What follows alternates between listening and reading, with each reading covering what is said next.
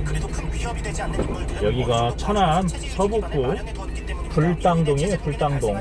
후계자의 권력이 넘어간다고 하죠. 그렇다면 도대체 누가 김정은의 뒤를 이어 권력을 잡느냐? 미국 싱크탱크 전략국제연구센터 즉 CSIS에 따르면 김정은에게 무슨 일이 발생하면 김여정이 뒤를 이을 거라고 하는데요. CSIS는 김여정은 김정은의 동생이자 적어도 2014년부터 실권을 행사한 2인자로 물리적으로 가장 후계자가 될 가능성이 크다고 말했습니다. 물론 김정은에게는 자식이 3명이나 있으니 자식들에게 권력을 넘길 수 있지 않냐라고 생각할 수 있는데요. 그러나 김정은이 갑자기 죽으면 후계자가 되기엔 자식들의 나이가 너무 어려워. 김정은이 공식 석상에 데리고 다니면서 후계자라는 말이 나왔던 둘째 김주애는 2013년생으로 3년 후에도 20대가 되지 않는 어린 나이였죠. CSIS는 김주애가 핵단추를 누르려면 발받침대가 필요하다라고 말했을 정도니까. 게다가 이건 김정은의 첫째라고 해도 큰 차이는 없었습니다. 김정은의 첫째는 2010년생으로 마찬가지로 20살이 되지 못했죠. 아무리 북한이라고 해도 사춘기 청소년들을 지도자 자리에 앉히는 것은 무리가 있고 결국 후계자로 가능성이 있는 건 약 김정은의 형 300m 김정철과 앞에서 여동생 불당고등학교 김여정인데요. 하지만 방면 김정철은 좌회전입니다. 공식 석상의 모습을 드러내지 않는 등 쥐죽은 듯이 살고 있어서 남은 것은 착실하게 권력 서열을 높여온 김여정밖에 없다는 거지. 뭐 북한이 워낙 가부장적인 곳이어서 어느 정도 반발이 있을 수도 있지만 딱히 다른 방법이 없다 보니 큰 문제 없이 김여정에게 권력이 넘어갈 거라고 보는 중입니다. 이렇게 당장은 김정은이 죽더라도 북한이 크게 흔들릴 일은 없다고 하죠. 그런데 그대로 김정은의 자식들이 성장하면 문제가 발생할 수 있다고 하네. 김여정이 얌전히 권력을 물려줄 수도 있지만 최고 지도자의 자리에 욕심이 생긴 김여정이 계속 권력을 잡고 있을 가능성도 있습니다. 만약 이런 상황이 오면 김여정은 김정은의 자식들을 미리 제거하려고 할 텐데요. 김정은의 자식들이 커서 지지 기반을 얻으면 귀찮은 일이 일어나기 때문이죠. 버릇없이 고모목에 칼을 들이대다니 조카야 이게 무슨 짓이니? 내래 왕위를 아니 최고 용도자의 자리를 계승 중입니다 고모. 이래서 머리 검은 짐승은 거두는 게 아니라더니 내가 먹여주고 재워주는 애를 이렇게 가버? 너 그게 아버지 자리 훔쳐간 놈이 할 소리야? 나를 그냥 죽으라. 뭐 이런 식으로 성인이 된 김정은의 자식들이 최고 용도자의 자리를 되찾기 위해 들고 일어날 수 있습니다. 결국 김여정은 이런 상황을 막기 위해서 김정은의 세 자녀를 싹 다 제거할 확률이 높죠. 이때 김여정이 권력을 확실히 잡았다면 북한 특성상 어떤 핑계를 대서라도 제거할 수 있겠지만 만약 여자라는 이유 또는 어떤 이유로 인해 권력을 확실히 잡지 못했다? 반대 세력과 부딪혀서 북한이 혼란스러운 상태가 될 수 있죠. 실제로 CSIS는 북한의 체제가 불안정해지는 것은 쿠데타나 민중공기가 아니라 권력 승계의 실패에 의해 촉발할 가능성이 가장 높다고 분석했습니다. 이렇게 김여정이 권력을 넘기지 않는다면 북한 내부가 흔들릴 수 있는데요. 하지만 만약에 평화롭게 권력을 물려준다고 해도 문제가 남아있었죠. 자식이 3명이나 되는데 그 중에서 누구한테 권력을 넘겨주냐는 거야. 물론 김정은이 죽기 전에 후계자를 지목하고 갈 수도 있지만 앞에서도 설명해드렸던 것처럼 김정은의 자녀 모두 어린 나이인 상황에서 누가 최고령도자의 자질이 뛰어난지 파악하기 어렵습니다. 그래서 김정은이 진짜로 3년 후에 죽는다면 후계자를 제대로 정하기 힘들다고 하죠. 그러다 보니 김정은이 정한 후계자가 정치에 재능이 없거나 김여정이 선택한 후계자에 불만이 있는 경우 나머지 세력에서 불만이 발생할 수 있습니다. 그 결과 권력을 두고 서로 치고받고 싸우게 될 가능성이 크다고 하네. 이 말은 즉 북한 내부에서 후계자가 한 명 남을 때까지 지금부터 서로 죽여라를 시전한다는 뜻이죠. 이런 식으로 3년 후에 김정은이 죽으면 당장은 큰 문제가 없지만 시간이 지나서 북한의 체제가 불안정해질 확률이 높습니다. 그리고 이런 기회를 가만히 지켜보고 있지 않을 국가가 있죠. 네, 바로 중국입니다. 지난 영상에서 살펴봤던 것처럼 중국은 미국에게 북한 분할 통치를 제안하거나 병아리 계획을 통해 북한에 뭔 일이 터지면 북한을 집어삼키려고 하고 있잖아요. 그런데 북한이 후계자 문제로 싸우기 시작하면 이런 침 뚝뚝 흘리면서 북한을 먹으려던 중국에 있어서 둘도 없는 기회인 거지. 아니 중국이 북한을 먹을 수도 있다고? 이건 진짜 선 넘네? 라고 생각하고 계신 분이 많으실 것 같은데요. 북한 입장에서도 김정은이 빨리 죽게 되면 다양한 문제가 발생한다는 사실을 경로항로를 알고 시작합니다. 무엇보다 북한에서 신처럼 추앙받는 존재가 죽는 것을 가만히 지켜만 보고 있을 리는 없죠. 북한은 항상 김정은의 근처에 주치의를 붙여놓고 이걸로도 해결이 안 된다 싶으면 외국의 유명한 의사를 불러와서 수술을 진행한다고 합니다. 실제로 지난 2008년에는 북한이 프랑스 의사 프랑수와 자비에로 박사를 초청해서 뇌졸중 상태의 김정일을 치료한 적이 있죠. 이로 인해 김일성과 김정일도 모두 비만이었고 술과 담배를 즐겼지만 김일성은 82세, 김정일은 70세까지 건강에 비해 장수했습니다. 김정은도 이런 집중 관리를 받고 있기 때문에 한편에서는 김정은이 생각보다 오래 살 것이다 라고 말하기도 하는데요. 그러나 의사들은 이러한 주장에 대해 부정적인 입장이죠. 먼저 김정은은 와인과 함께 엄청나게 짠 치즈를 즐길 정도로 음식을 짜게 먹는다고 하거든요. 고려대학교 구로병원 심혈관센터의 나수문 교수는 김일성과 김정일의 사례를 봤을 때 김정은이 짜게 먹는 식습관을 고치지 않으면 급성 심뇌혈관 질환 발생 위험이 높다고 말했습니다. 그러니까 김일성과 김정일의 사망 원인이 심근경색인데 심혈관 질환 가족력은 노력해도 바꿀 수 없는 만큼 매우 위험하다는 소리였죠. 이에 대해 의사들은 김정은이 오래 살려면 살을 빼고 술과 담배를 끊어야 한다고 주장했습니다.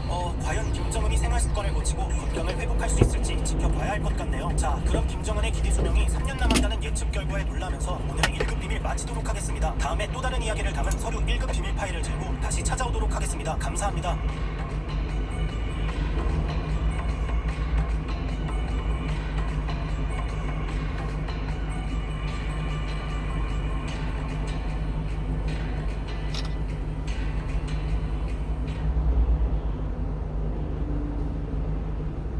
레드보다 더 진한 레드.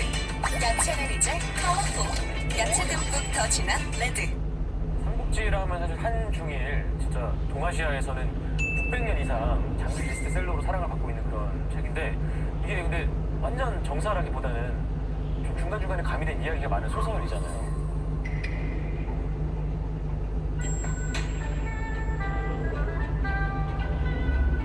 네, 우리가 많이 읽는 삼국지 연의는 진수가 쓴 역사서인 정사삼국지에 살을 더한 이야기입니다. 3세기 말부터 시작해서 4세기경에 역사서 정사삼국지가 만들어졌는데 그로부터 약 1000년 후 나관중에 의해 소설 삼국지 연의가 만들어진 거죠.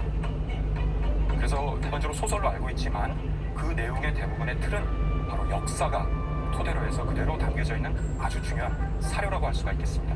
사실 정사가 뭔지 중부 사람들도 구별 못해요. 야, 그러면 거기 나온 등장인물들은 다 실존 인물이에요? 실존 인물들이 대부분 많이 있죠. 다만 정사에는 많이 등장하지 않았던 인물들이 나중에 소설에서는 추가된 인물들이 굉장히 많이 있기도 합니다. 오케이. 아, 오늘 수업 이후로 저도 어디 가서 삼국지 다리 좀 떨면서 얘기해도 되는 거예요? 아니, 수업을 3번 이상 복습을 하죠. 그래. 3번 이상 알아야 되니까. 오늘 저희 배우는 거는 정사인가요? 연인가요? 우리는 소설과 정사를 넘나들면서 허구가 아닌 진짜 삼국지 이야기를 한번 얘기해 보도록 할게요.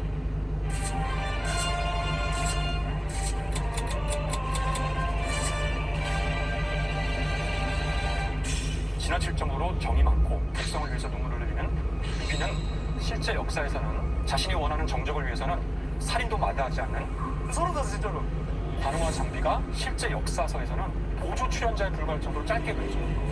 진짜?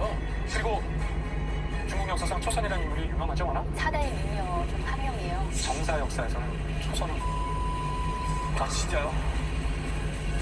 근데 여기서 끝난 게 아니에요. 삼국지에서 빼놓을 수 없는 그 난세의 영웅이다. 삼국지라면 대화 박까지 모두 죽여버립니다. 저는 제가 알던 정도의 모습이 아닌데요? 삼국지의 진짜 역사를 한번 하나씩 벗겨보도록 해요. 새로운 경로로 안내합니다. 잠시 후 우회전입니다. 새로운 경로로 안내합니다. 엄청나고 잠시 많이. 후 과속 방지턱이 있습니다. 많이 들어보셨나요? 삼국지에서 빼놓을 수 없는 약 가장 600m 앞에서 불당 21로 방면 우회전입니다. 어허. 중요한 사람이 오락마다가지고 자, 떠나봅시다. 네. 안희성.